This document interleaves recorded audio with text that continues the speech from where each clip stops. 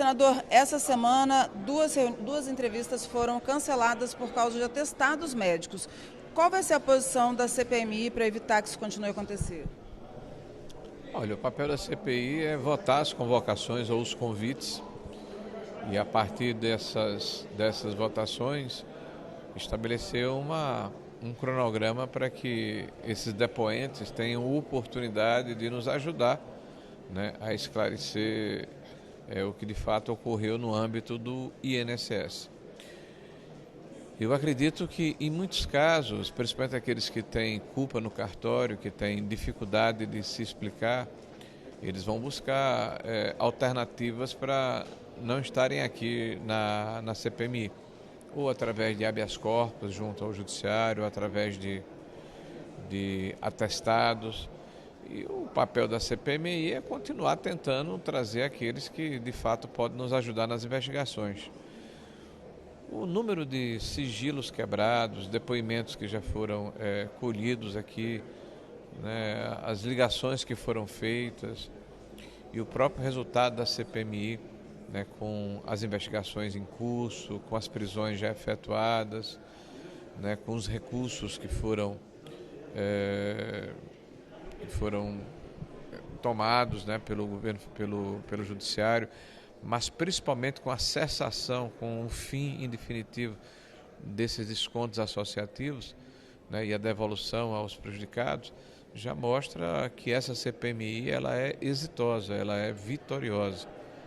E nós temos aí pelo menos mais 30 e poucos dias, né, vamos lutar pela prorrogação, mas mesmo que ela não ocorra nesse espaço de tempo, já será possível se fazer um relatório substancioso, né, indiciando pessoas, apontando caminhos e, sobretudo, propondo mecanismos de resolução e de controle para que problemas como esse, né, pelo menos naquilo que nós descortinamos, não possam mais acontecer no âmbito da Previdência Social. Senador, em relação às investigações no caso do Banco Master, o que a gente pode esperar do grupo de trabalho que está sendo formado, de todos os dados que estão saindo agora, né, que eles conseguiram quebrar os dados do Vorcaro? O que a gente pode esperar do que vem por aí? Esse é um caso bem complexo, né? E ele tem uma história que precisa ser contada à sociedade brasileira, né? O gênese, o início, o alicerce do Banco Master começa na Bahia, quando o atual ministro da Casa Civil, Rui Costa, era governador e o líder do governo, o Jacques Wagner, era secretário. Se vendeu uma estatal que tratava de cesta básica de alimentos para funcionários, uma estatal baiana, para um dos sócios do banco, atualmente do Banco Master, que é o Augusto Lima, uma operação de 15 milhões de reais, e ato contínuo o Augusto vende 50% dessa operação por 30 milhões, é um negócio da China. Manteve 50% do controle da operação e o governo do estado da Bahia tornou essa operação um negócio, um toque de Midas, uma mina de ouro, porque transformou alimentos em consignado, inclusive com a possibilidade de que todo o conjunto de servidores baianos, né, pudesse ingressar nesse sistema. Ao longo do tempo, essa margem de consignado, que era 30%, chegou até 75%. E o negócio que começa desta forma, eu diria, inopinada, diferente, na Bahia se espalha pelo Brasil, né? O modelo passa a ser implementado em diversos municípios brasileiros, em diversos estados. E isso gerou o início do Banco Master.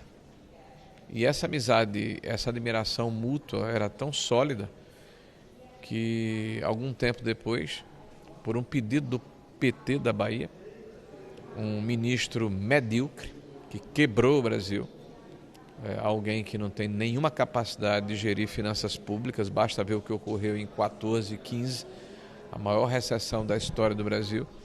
Esse ministro medíocre, mas petista, ganha um emprego de R$1 milhão nesse banco, por mês, um banco de terceira linha. Eu desconheço no mercado financeiro um banco de primeira linha que contrate um lobista por R$1 milhão por mês. E um ex-ministro do STF também a pedido do PT da Bahia, ganha uma consultoria de R$350 mil por mês.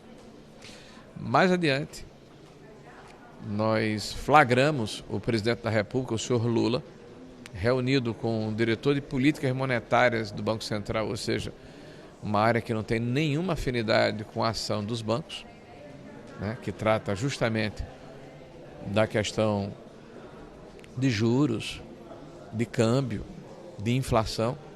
O senhor Galípolo, que vem a ser hoje o presidente do Banco Central, numa reunião fora de agenda, sem conhecimento do presidente do Banco Central na época, o senhor Roberto Campos, com o presidente da República, com o ministro-chefe da Casa Civil, o senhor Rui Costa, que por coincidência era o cidadão que propiciou a origem desse banco lá atrás, e o senhor Vorcaro e o lobista contratado, o senhor Mantega. Então, muita coisa precisa ser explicada, muita coisa precisa ser esclarecida, essa relação incestuosa, promíscua, no mínimo curiosa, né, do governo do PT com o Banco Master e o mais engraçado, né, os discursos que nós estamos assistindo agora do Lula, dizendo que nunca antes na história do país, me parece assim uma espécie de bordão, um banco foi liquidado ou investigado. Ele tem uma amnésia, uma memória seletiva extraordinária. O que nunca aconteceu antes na história do país foi esse nível de promiscuidade que eu acredito que a CPMI deverá se debruçar e investigar. Quando a gente fala de corrupção e fala de PT, é uma espécie de redundância, né? Porque a corrupção está no DNA do PT. Existem episódios que precisam ser relembrados sempre. A Operação Greenfield, que trata de rombo nos fundos de pensão.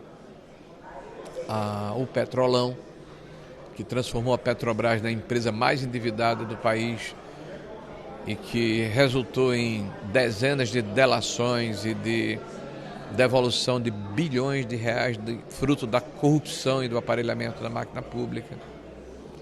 Mais atrás um pouco, né, o Mensalão, quando o então ministro da Casa Civil, José Disseu, né, comprava o apoio de deputados e senadores com a mesada mensal. E o que nós estamos assistindo agora é uma repetição desse filme ruim, com os mesmos personagens, com os mesmos métodos e com o resultado que nós já conhecemos. E, infelizmente, quem perde com isso é o Brasil e os brasileiros. Então, o parlamento precisa fazer a sua parte. Viscerar esse problema, trazer luz sobre esse problema, como fizemos aqui na CPMI do INSS ao longo dos últimos 6 meses. Eu tenho dito que a narrativa que o PT pretende plantar no coração e na cabeça dos brasileiros é tão inverossímil, tão esquisita, de que um presidente da República como o Bolsonaro montou uma máquina de corrupção dentro da Previdência para roubar aposentados e entregar a sindicatos de esquerda, né? Que eu só posso admirar a disciplina, né? A maneira organizada como eles se revezam aqui na CPMI para repetir as mesmas mentiras, né? Não com convicção, mas eu diria assim com um sentimento de urgência para poderem, de alguma forma, desviar a atenção do que está por vir e já aconteceu. A prisão da estrutura que foi colocada dentro do INSS pelo Partido dos Trabalhadores, o fim do roubo aos aposentados e o desmonte dessa máquina perversa que foi criada ao longo do tempo para assaltar os trabalhadores em nome de um projeto que nunca foi um projeto de país nem de Estado. É um projeto de perpetuação de um partido no poder, custe o que custar, mesmo que isso signifique estourar contas públicas e destruir o país. Ótimo, senador, muito obrigada.